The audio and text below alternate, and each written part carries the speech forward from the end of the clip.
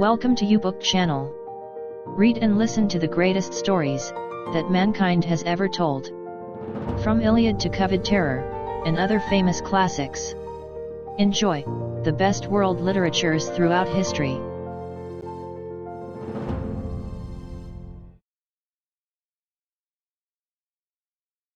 Copyright 2021. By Jerry Ducatis. All rights reserved. The Project Gutenberg ebook of The Count of Monte Cristo. By Alexandre Dumas.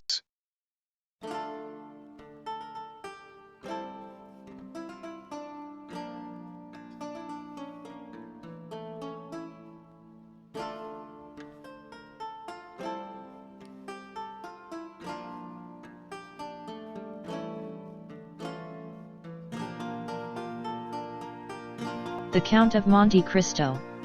By Alexandre Dumas. Volume 1. Chapter 5. The Marriage Feast. The morning sun rose clear and resplendent, touching the foamy waves into a network of ruby-tinted light. The feast had been made ready on the second floor at La Reserve, with whose arbor the reader is already familiar.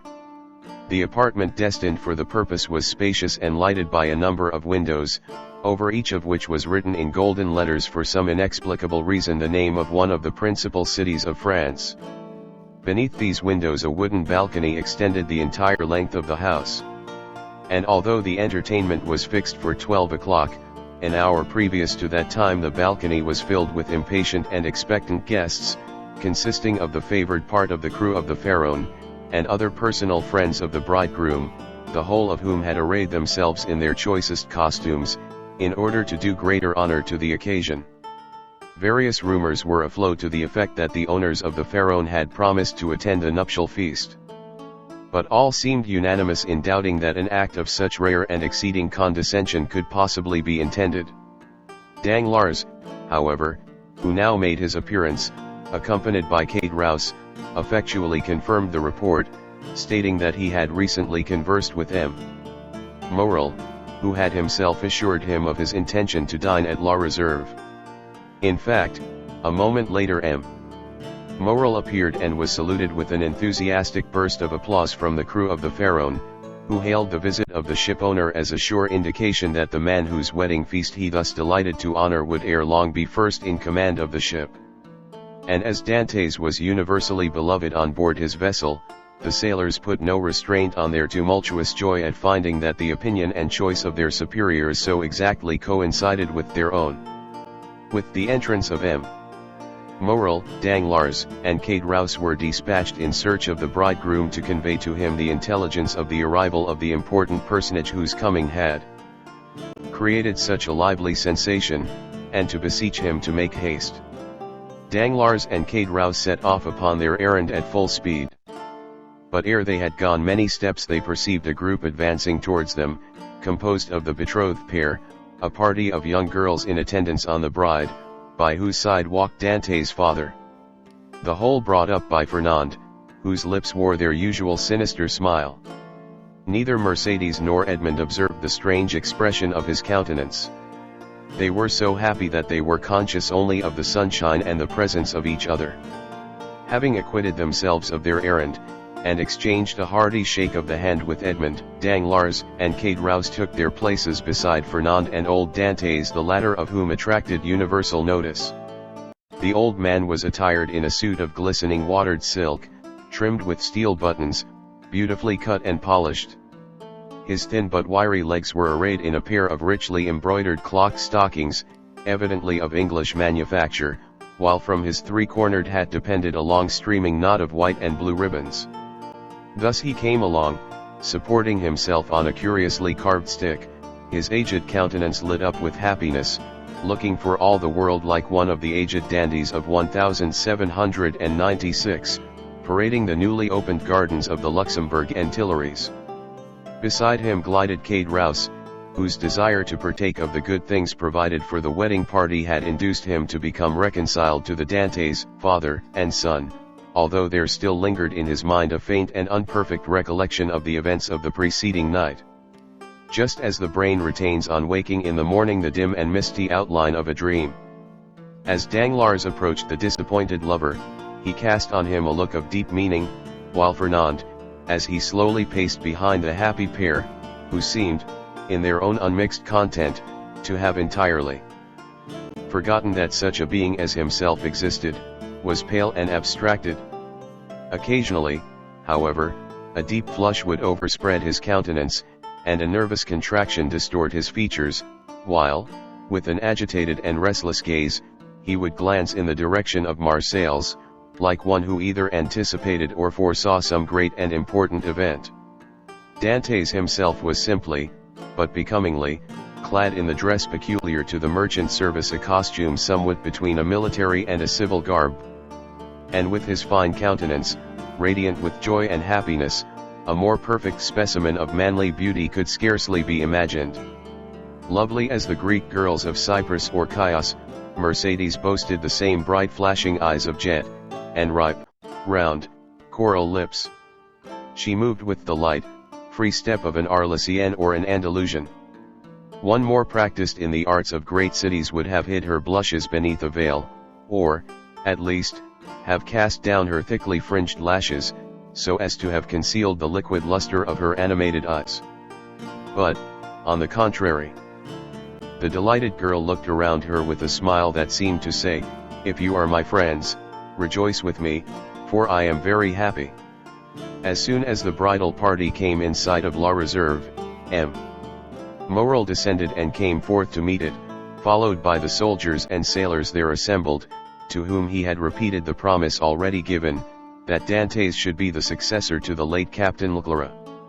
Edmond, at the approach of his patron, respectfully placed the arm of his affianced bride within that of M. Morrel, who, forthwith conducting her up the flight of wooden steps leading to the chamber in which the feast was prepared, was gaily followed by the guests, beneath whose heavy tread the slight structure creaked and groaned for the space of several minutes. "Father," said Mercédès, stopping when she had reached the center of the table, "sit, I pray you, on my right hand. On my left I will place him who has ever been as a brother to me," pointing with a soft and gentle smile to Fernand. But her words and look seemed to inflict the direst torture on him, for his lips became ghastly pale, and even beneath the dark hue of his complexion the blood might be seen retreating as though some sudden pang drove it back to the heart. During this time, Dantès, at the opposite side of the table, had been occupied in similarly placing his most honored guests. M.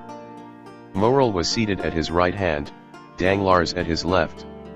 While, at a sign from Edmond, the rest of the company ranged themselves as they found it most agreeable. Then they began to pass around the dusky, piquant, Arlesian sausages, and lobsters in their dazzling red cuirasses, prawns of large size and brilliant color, the echinus with its prickly outside and dainty morsel within, the clovis, esteemed by the epicures of the south as more than rivaling the exquisite flavor of the oyster, north. All the delicacies, in fact, that are cast up by the wash of waters on the sandy beach, and styled by the grateful fishermen fruits of the sea. "A pretty silence truly," said the old father of the bridegroom, as he carried to his lips a glass of wine of the hue and brightness of the topaz, and which had just been placed before Mercédès herself. "Now, would anybody think that this room contained a happy, merry party, who desire nothing better than to laugh and dance the hours away?" "Ah," sighed Caderousse, "a man cannot always feel happy because he is about to be married." "The truth is," replied Dantès, "that I am too happy for noisy mirth." "If that is what you meant by your observation, my worthy friend, you are right. Joy takes a strange effect at times, it seems to oppress us almost the same as sorrow." Danglars looked towards Fernand, whose excitable nature received and betrayed each fresh impression. "Why, what ails you?" asked he of Edmond. "Do you fear any approaching evil?" "I should say that you were the happiest man alive at this instant." "And that is the very thing that alarms me," returned Dantès. "Man does not appear to me to be intended to enjoy felicity so unmixed. Happiness is like the enchanted palaces we read of in our childhood, where fierce, fiery dragons defend the entrance and approach, and monsters of all shapes and kinds, requiring to be overcome ere victory is ours. I own that I am lost in wonder to find myself promoted to an honor of which I feel myself unworthy, that of being the husband of Mercedes. Nay, nay, cried Kate Rouse, smiling, you have not attained that honor yet. Mercedes is not yet your wife. Just assume the tone and manner of a husband, and see how she will remind you that your hour is not yet come. The bride blushed, while Fernand, restless and uneasy, seemed to start at every fresh sound, and from time to time wiped away the large drops of perspiration that gathered on his brow. Well, never mind that, neighbor Kate Rouse. It is not worthwhile to contradict me for such a trifle as that. 'Tis true that Mercedes is not actually my wife. But, added he, drawing out his watch, in an hour and a half she will be. A general exclamation of surprise ran round the table, with the exception of the elder Dantes, whose laugh displayed the still perfect beauty of his large white teeth. Mercedes looked pleased and gratified, while Fernand grasped the handle of his knife with a convulsive clutch. In an hour? Inquired Danglars, turning pale. How is that, my friend? Why, thus it is, replied Dantes. Thanks to the influence of M. Morrel, to whom, next to my father, I owe every blessing I enjoy, every difficulty has been removed. We have purchased permission to waive the usual delay. And at 2:30 the mayor of Marseilles will be waiting for us at the city hall. Now, as 1:15 has already struck, I do not consider I have asserted too much in saying, that, in another hour and 30 minutes Mercedes will have become Madame Dantes. Fernand closed his eyes, a burning sensation passed across his brow, and he was compelled to support himself by the table to prevent his falling from his chair. But in spite of all his efforts, he could not refrain from uttering a deep groan, which, however, was lost amid the noisy felicitations of the company. Upon my word, cried the old man, you make short work of this kind of affair. Arrived here only yesterday morning, and married today at 3 o'clock. Commend me to a sailor for going the quick way to work. But, asked Danglars, in a timid tone, how did you manage about the other formalities, the contract, the settlement? The contract, answered Dantes, laughingly, it didn't take long to fix that. Mercedes has no fortune. I have none to settle on her. So, you see, our papers were quickly written out, and certainly do not come very expensive. This joke elicited a fresh burst of applause. So that what we presume to be merely the betrothal feast turns out to be the actual wedding dinner, said Danglars. No, no, answered Dantes. Don't imagine I am going to put you off in that shabby manner. Tomorrow morning I start for Paris. 4 days to go, and the same to return, with 1 day to discharge the commission entrusted to me, is all the time I shall be absent. I shall be back here by the 1st of March, and on the 2nd I give my real marriage feast.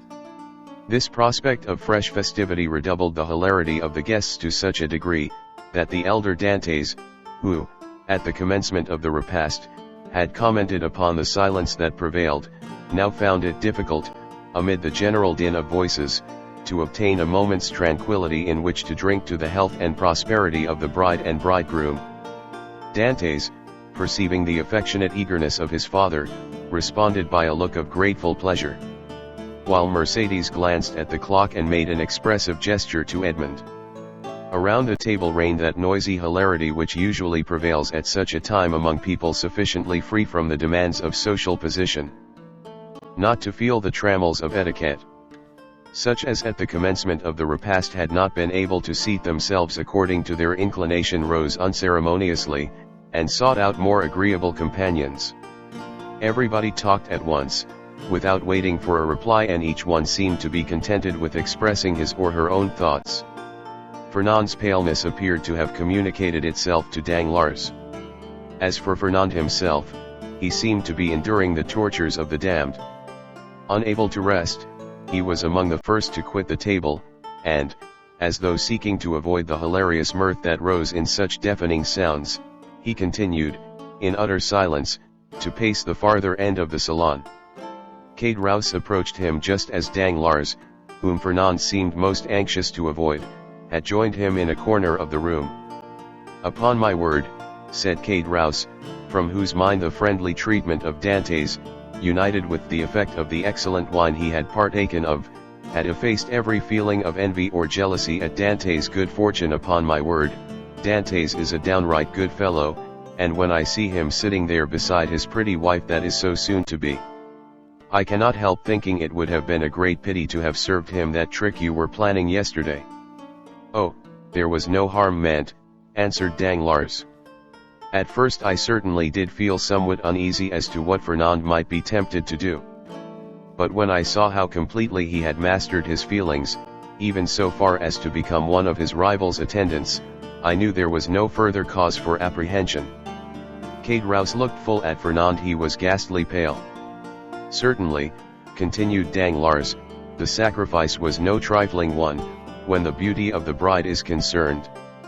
Upon my soul, that future captain of mine is a lucky dog. Gad! I only wish he would let me take his place. Shall we not set forth?" asked the sweet, silvery voice of Mercedes. 2 o'clock has just struck, and you know we are expected in a quarter of an hour. "To be sure. To be sure," cried Dantes, eagerly quitting the table. "Let us go directly." His words were re-echoed by the whole party, with vociferous cheers. At this moment Danglars, who had been incessantly observing every change in Fernand's look and manner, saw him stagger and fall back, with an almost convulsive spasm, against a seat placed near one of the open windows. At the same instant his ear caught a sort of indistinct sound on the stairs, followed by the measured tread of soldiery, with the clanking of swords and military accoutrements. Then came a hum and buzz as of many voices, so as to deaden even the noisy mirth of the bridal party, among whom a vague feeling of curiosity and apprehension quelled every disposition to talk, and almost instantaneously the most death-like stillness prevailed. The sounds drew nearer. 3 blows were struck upon the panel of the door. The company looked at each other in consternation. "I demand admittance," said a loud voice outside the room, "in the name of the law." As no attempt was made to prevent it, the door was opened, and a magistrate, wearing his official scarf, presented himself, followed by 4 soldiers and a corporal. Uneasiness now yielded to the most extreme dread on the part of those present. "May I venture to inquire the reason of this unexpected visit?" said M. Morrel, addressing the magistrate, whom he evidently knew. "There is doubtless some mistake easily explained." "If it be so," replied the magistrate, "rely upon every reparation being made.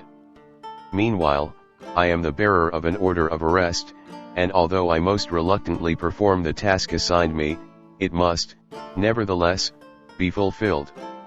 Who among the persons here assembled answers to the name of Edmond Dantes? Every eye was turned towards the young man who, spite of the agitation he could not but feel, advanced with dignity, and said, in a firm voice, "I am he. What is your pleasure with me?" "Edmond Dantes," replied the magistrate, "I arrest you in the name of the law." "Me?" repeated Edmond, slightly changing color, "and wherefore, I pray?"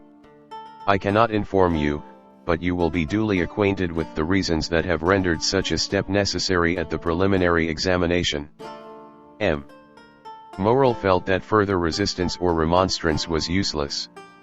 He saw before him an officer delegated to enforce the law, and perfectly well knew that it would be as unavailing to seek pity from a magistrate decked with his official scarf, as to address a petition to some cold marble effigy. Old Dantes, however, sprang forward. There are situations which the heart of a father or a mother cannot be made to understand. He prayed and supplicated in terms so moving, that even the officer was touched, and, although firm in his duty, he kindly said, "My worthy friend, let me beg of you to calm your apprehensions. Your son has probably neglected some prescribed form or attention in registering his cargo, and it is more than probable he will be set at liberty directly he has given the information required, whether touching the health of his crew, or the value of his freight. What is the meaning of all this? Inquired Cade Rouse, frowningly, of Danglars, who had assumed an air of utter surprise. How can I tell you, replied he, I am, like yourself, utterly bewildered at all that is going on, and cannot in the least make out what it is about. Cade Rouse then looked around for Fernand, but he had disappeared. The scene of the previous night now came back to his mind with startling clearness. The painful catastrophe he had just witnessed appeared effectually to have rent away the veil which the intoxication of the evening before had raised between himself and his memory. So, said he, in a hoarse and choking voice, to Danglars, this, then, I suppose, is a part of the trick you were concerting yesterday. All I can say is, that if it be so, 'tis an ill turn, and well deserves to bring double evil on those who have projected it. Nonsense, returned Danglars, I tell you again I have nothing whatever to do with it, besides, you know very well that I tore the paper to pieces. No, you did not, answered Cade Rouse, you merely threw it by. I saw it lying in a corner. Hold your tongue, you fool. What should you know about it? Why, you were drunk. Where is Fernand? Inquired Cade Rouse. How do I know?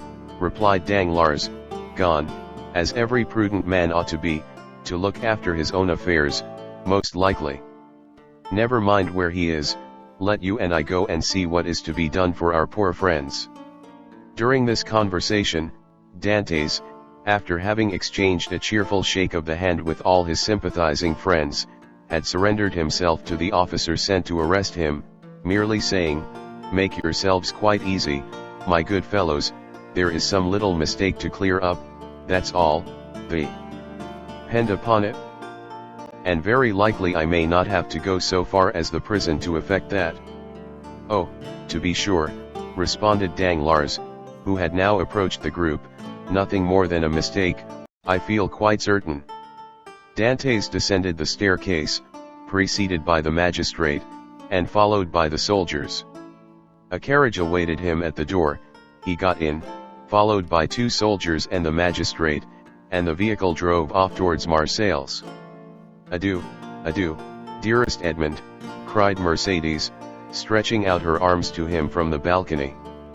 The prisoner heard the cry, which sounded like the sob of a broken heart, and leaning from the coach he called out, "Goodbye, Mercédès, we shall soon meet again." Then the vehicle disappeared round one of the turnings of Fort St. Nicholas. "Wait for me here, all of you," cried M. Morrel. "I will take the first conveyance I find, and hurry to Marseilles, whence I will bring you word how all is going on." "That's right," exclaimed a multitude of voices, "go, and return as quickly as you can." This second departure was followed by a long and fearful state of terrified silence on the part of those who were left behind. The old father and Mercédès remained for some time apart, each absorbed in grief. But at length the 2 poor victims of the same blow raised their eyes, and with a simultaneous burst of feeling rushed into each other's arms. Meanwhile Fernand made his appearance, poured out for himself a glass of water with a trembling hand. Then hastily swallowing it, went to sit down at the first vacant place, and this was, by mere chance, placed next to the seat on which poor Mercédès had fallen half fainting, when released from the warm and affectionate embrace of old Dantès. Instinctively Fernand drew back his chair. "He is the cause of all this misery, I am quite sure of it," whispered Cade Rouse, who had never taken his eyes off Fernand, to Danglars. "I don't think so," answered the other, "he's too stupid to imagine such a scheme. I only hope the mischief will fall upon the head of whoever wrought it." "You don't mention those who aided and abetted the deed," said Cade Rouse. "Surely," answered Danglars, "one cannot be held responsible for every chance arrow shot into the air." "You can, indeed, when the arrow lights point downward on somebody's head." Meantime the subject of the arrest was being canvassed in every different form. "What think you, Danglars," said one of the party, turning towards him, "of this event?" "Why," replied he, "I think it just possible Dantes may have been detected with some trifling article on board ship considered here as contraband." "But how could he have done so without your knowledge, Danglars, since you are the ship's supercargo?" "Why, as for that, I could only know what I was told respecting the merchandise with which the vessel was laden. I know she was loaded with cotton, and that she took in her freight at Alexandria from Pastoret's warehouse, and at Smyrna from Pascal's. That is all I was obliged to know, and I beg I may not be asked for any further particulars." "Now I recollect," said the afflicted old father. "My poor boy told me yesterday he had got a small case of coffee, and another of tobacco for me." "There, you see," exclaimed Danglars. "Now the mischief is out. Depend upon it the custom house people went rummaging about the ship in our absence, and discovered poor Dante's hidden treasures." Mercedes, however, paid no heed to this explanation of her lover's arrest. Her grief, which she had hitherto tried to restrain, now burst out in a violent fit of hysterical sobbing. "Come, come," said the old man, "be comforted, my poor child, there is still hope." "Hope," repeated Danglars. "Hope," faintly murmured Fernand, but the word seemed to die away on his pale agitated lips, and a convulsive spasm passed over his countenance. "Good news, shouted forth one of the party stationed in the balcony on the lookout. "Here comes M. Morrel back. No doubt, now, we shall hear that our friend is released." Mercedes and the old man rushed to meet the shipowner and greeted him at the door. He was very pale. "What news?" exclaimed a general burst of voices. "Alas, my friends," replied M. Morrel, with a mournful shake of his head, "the thing has assumed a more serious aspect than I expected." "Oh, indeed, sir, he is innocent," sobbed forth Mercedes. "That I believe," answered M. Morrel, "but still he is charged with what?" inquired the elder Dantes. "With being an agent of the Bonapartist faction." Many of our readers may be able to recollect how formidable such an accusation became in the period at which our story is dated. A despairing cry escaped the pale lips of Mercedes. The old man sank into a chair. "Ah, Danglars," whispered Kate Rouse, "you have deceived me. The trick you spoke of last night has been played. But I cannot suffer a poor old man or an innocent girl to die of grief through your fault. I am determined to tell them all about it." "Be silent, you simpleton," cried Danglars, grasping him by the arm, "or I will not answer even for your own safety. Who can tell whether Dantes be innocent or guilty? The vessel did touch at Elba, where he quitted it, and passed a whole day in the island. Now, should any letters or other documents of a compromising character be found upon him, will it not be taken for granted that all who uphold him are his accomplices?" With the rapid instinct of selfishness, Kate Rouse readily perceived the solidity of this mode of reasoning. He gazed, doubtfully, wistfully, on Danglars, and then caution supplanted generosity. "Suppose we wait a while, and see what comes of it," said he, casting a bewildered look on his companion. "To be sure," answered Danglars. "Let us wait, by all means. If he be innocent, of course he will be set at liberty. If guilty, why, it is no use involving ourselves in a conspiracy. Let us go, then. I cannot stay here any longer." "With all my heart," replied Danglars, pleased to find the other so tractable. "Let us take ourselves out of the way, and leave things for the present to take their course." After their departure, Fernand, who had now again become the friend and protector of Mercedes, led the girl to her home, while some friends of Dantes conducted his father, nearly lifeless, to the Allées de Mulhan. The rumor of Edmond's arrest as a Bonapartist agent was not slow in circulating throughout the city. "Could you ever have credited such a thing, my dear Danglars?"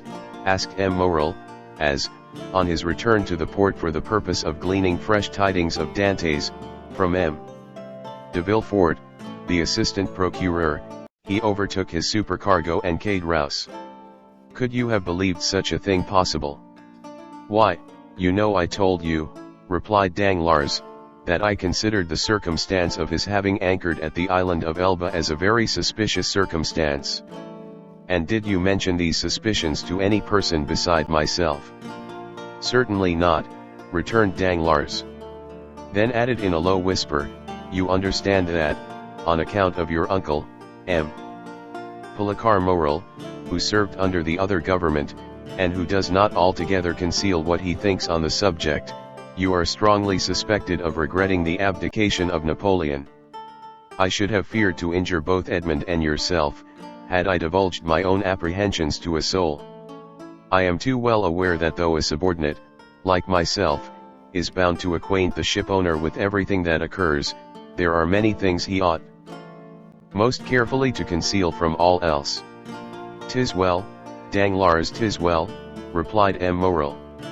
You are a worthy fellow, and I had already thought of your interests in the event of poor Edmond having become captain of the Pharaon. Is it possible you were so kind? Yes, indeed. I had previously inquired of Dantes what was his opinion of you, and if he should have any reluctance to continue you in your post, for somehow I have perceived a sort of coolness between you.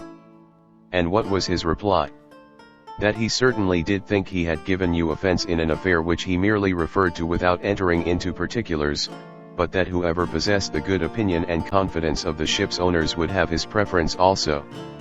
The hypocrite, murmured Danglars. Poor Dantes, said Cade Rouse. No one can deny his being a noble-hearted young fellow. But meanwhile, continued M. Morel, here is the Pharaon without a captain.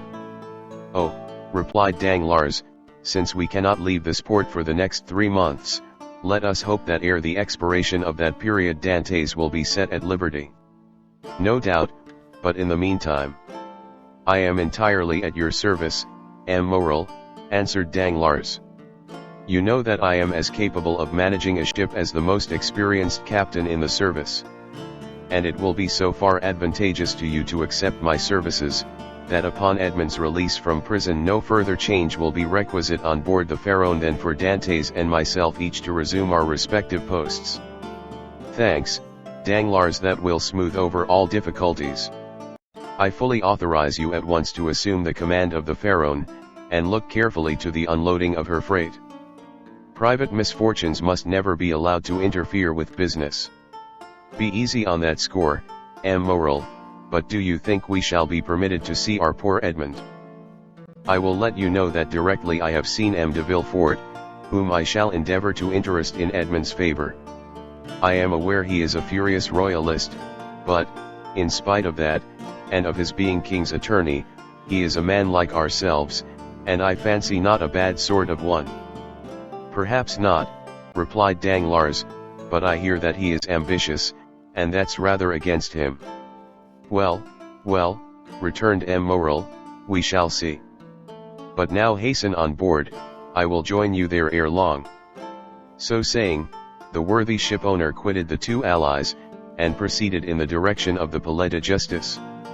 You see, said Danglars, addressing Cade Rouse, the turn things have taken. Do you still feel any desire to stand up in his defense? Not the slightest, but yet it seems to me a shocking thing that a mere joke should lead to such consequences. But who perpetrated that joke, let me ask? Neither you nor myself, but Fernand, you knew very well that I threw the paper into a corner of the room. Indeed, I fancied I had destroyed it. Oh, no, replied Cade Rouse, that I can answer for, you did not. I only wish I could see it now as plainly as I saw it lying all crushed and crumpled in a corner of the arbor.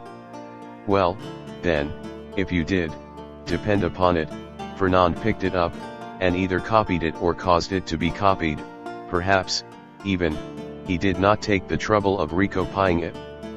And now I think of it, by heavens, he may have sent the letter itself.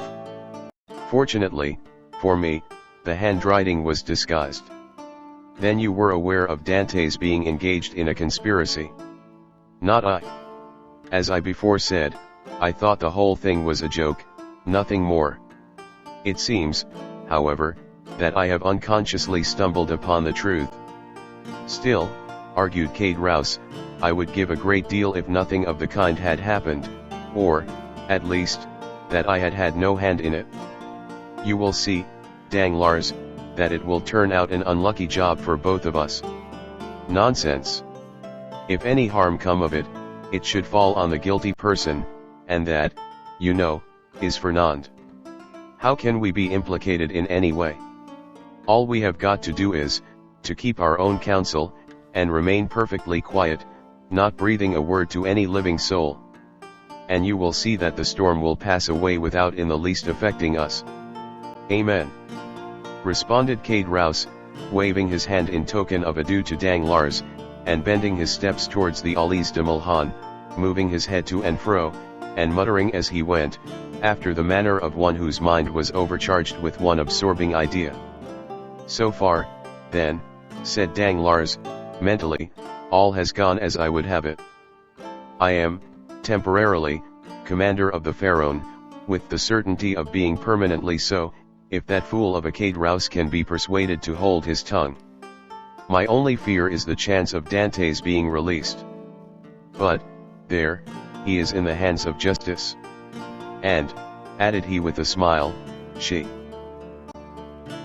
will take her own. So saying, he leaped into a boat, desiring to be rowed on board the Pharaon, where M. Morel had agreed to meet him.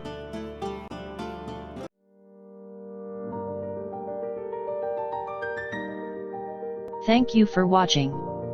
Write in the comments section for your request as to what book, usually from Project Gutenberg, you want us to feature in YouBook channel.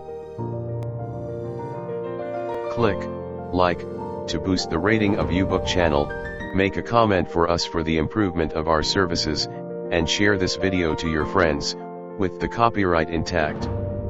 Please click subscribe, and hit the bell button to be notified of new uploads from YouBook channel.